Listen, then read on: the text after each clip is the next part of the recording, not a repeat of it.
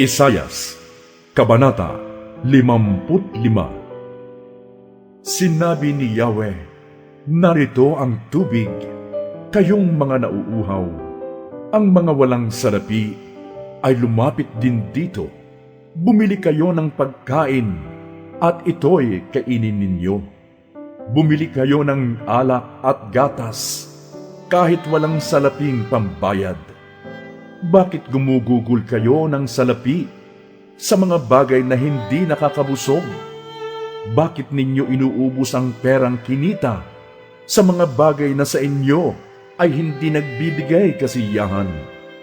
Makinig kayong mabuti sa akin at sundin ang utos ko at matitikman ninyo ang pinakamasasarap na pagkain.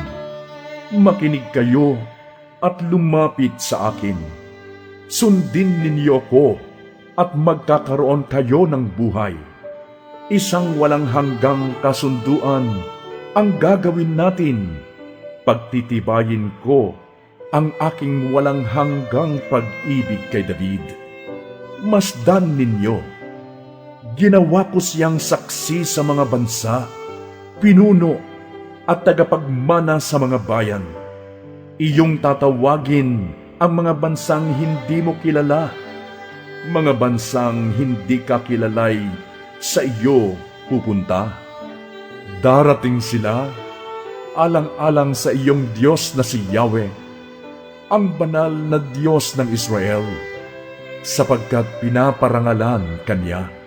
Hanapin mo si Yahweh habang siya'y matatagpuan.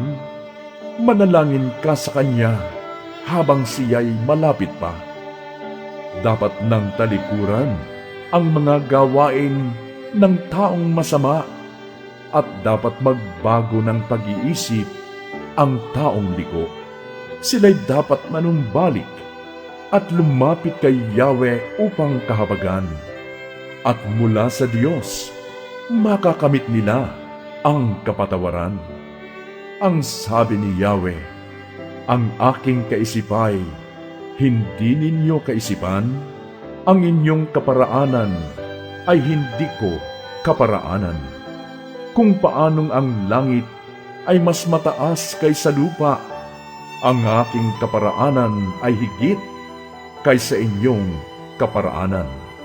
At ang aking kaisipan ay hindi maaabot ng inyong kaisipan. Ang ulan at yelo na bumabagsak mula sa langit ay hindi na nagbabalik, kundi dinidilig nito ang lupa. Kaya lumalago ang mga halaman at namumunga, at nagbibigay ng butil na panghasik at tinapay upang maging pagkain.